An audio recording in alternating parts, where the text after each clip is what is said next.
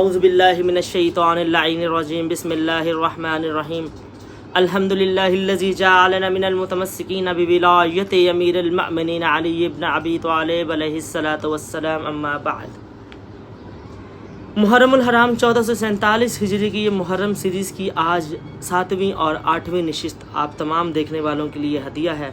جیسے کہ آپ لوگ جانتے ہیں آج 8 محرم الحرام حضرت عباس علمدار علیہ السلام کی شہادت سے منسوب ہے، اور جناب عباس علیہ السلام کی کربلا کی شہادت بہت دردناک ہے۔ کربلا کے میدان میں جب تمام صحابہ کی شہادتیں ہو چکی، شہزادہ علی اصغر سے پہلے جناب سکینہ سلام اللہ علیہا نے اپنے چچا جان سے کہا، چچا جان اگر آپ کو جنگ کی اجازت میرے بابا جان نہیں دیتے تو میرے بابا جان سے اجازت لے کے میرے بھائی کے لیے پانی کے لیے کچھ انتظام کیجئے، نہر فرات پر جائیے مشق لے کر، میں آپ کو بابا جان سے پانی لانے کی اجازت دیتی ہوں، آپ میرے ساتھ چلیے، میں بابا جان کو کہوں گی وہ آپ کو اجازت دے دیں گے۔ چچا جان میرا بھائی بہت پیاسا ہے، چچا جان میرے بھائی کے ہونٹ پیاس کی وجہ سے آپس میں مل چکے ہیں، چچا جان آپ میرے بھائی اور کربلا کے ان معصوم بچوں کے لیے کچھ پانی لے کر آئیں۔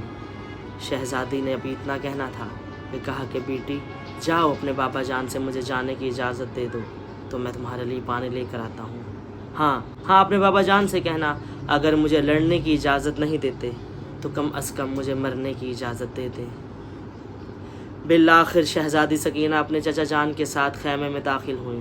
بابا جان میرا بھائی بہت پیاسا ہے، میرے بھائی کے لیے پانی کربلا میں ختم ہو چکا ہے، میرے چچا جان کو جانے دیجیے اور وہ کربلا کے نہر فرات سے پانی لے کر آئیں گے تو میں سب بچوں کو پانی پلاؤں گی۔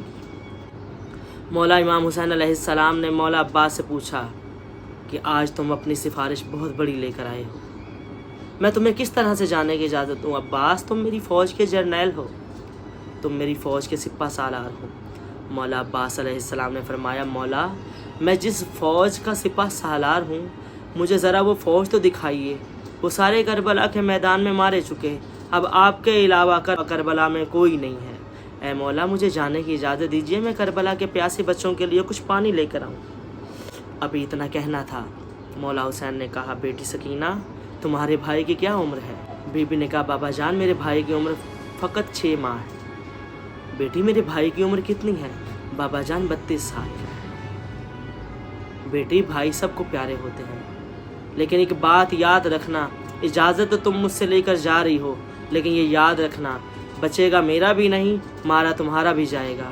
بابا جان میں آپ سے التماس کروں گی میرے چچا جان کو جانے دیجیے، وہ پانی لے کر آئیں گے۔ بالآخر مولا حسین نے چچا عباس علیہ السلام کو جانے کی اجازت دی۔ حضرت عباس علمدار نے تلوار کو رکھا اپنے میان میں اور ایک مشق کو تھاما، گھوڑے پر سوار ہوئے تو مولا حسین نے روک لیا، کہا عباس یہ تلوار کہاں لیے جا رہے ہو؟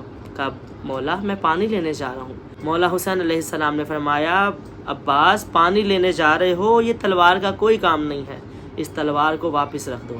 بالآخر مولا عباس علیہ السلام نے تلوار کو واپس رکھا، گھوڑے کو ایڑ لگائی، نہر فرات پر قبضہ کر کے مولا عباس علیہ السلام نے پانی کے اندر اپنے عکس کو دیکھا اور کہا اے پانی ڈوب کے مر جا، تو یہاں روانی کے ساتھ چل رہا ہے، وہاں کربلا میں آل کوثر کے بچوں کی پیاس سے بری حالت ہے، آل رسول پیاس کی وجہ سے وہاں نڈھال ہے اور تو یہاں فخر سے گزرتی جا رہی ہے۔ بالآخر مولا عباس علیہ السلام نے کربلا کے میدان سے جاتے ہوئے فرات پر قبضہ کیا اور فرات سے ایک پوری مشک پانی کی بھری گھوڑے پر سوار ہوئے اور جانے لگے کہ عمر ابن سعد نے لائن سے کہا کہ اس کا راستہ روکو، اگر یہ پانی کربلا کے میدان میں اور خیموں تک پہنچ گیا تو ہم جنگ ہار جائیں گے۔ اتنے میں ایک حرام زادے نے کربلا کے میدان میں جھاڑیوں کے پیچھے سے چھپ کر مولا عباس علیہ السلام کے دائیں بازو پر حملہ کیا۔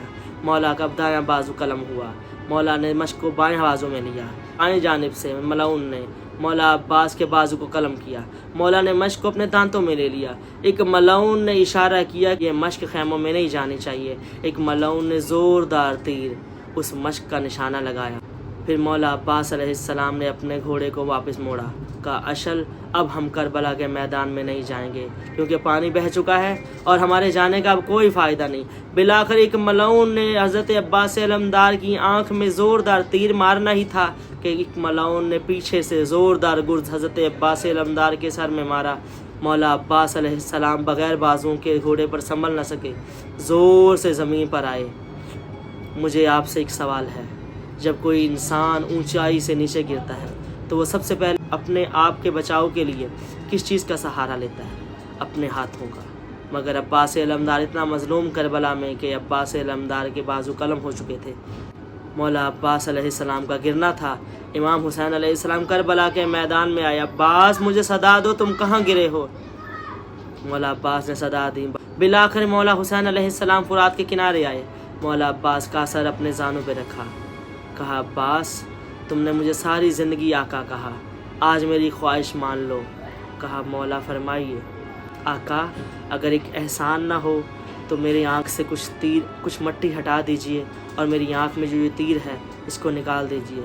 مولا حسین نے حضرت عباس علمدار کی آنکھ سے وہ تیر نکالا، آپ کی آنکھوں سے مٹی کو صاف کیا، مولا حسین کا چہرہ دیکھا اور مولا حسین نے فرمایا عباس مجھے جاتے ہوئے اور زندگی میں آخری بار بھائی کہہ کر پکارو۔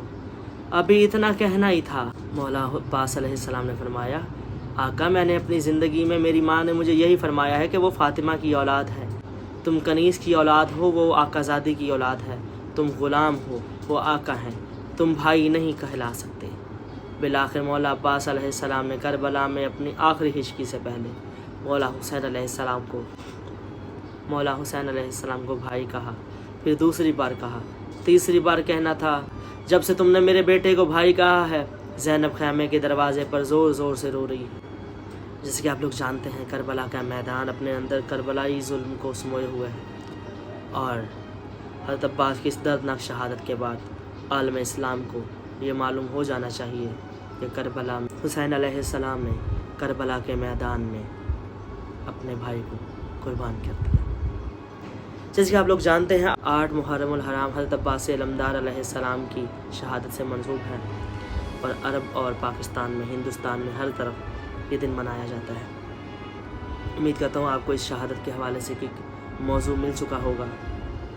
انشاءاللہ 9 محرم الحرام کی مجالس کے حساب سے آپ کو مولا حسین علیہ السلام کی سب سے بڑے بیٹے شہزادہ علی اکبر علیہ السلام کی شہادت 9 محرم کے حساب سے آپ کی گوش گزار کریں گے، اور 10 محرم الحرام آپ کو مولا حسین علیہ السلام کی تفصیلاً شہادت گوش گزار کریں گے۔ تب تک کے لیے اپنے پن کے ساتھ کہ اپنا بہت سارا خیال رکھیے گا۔ اللہ حافظ، اللہ نگہبان۔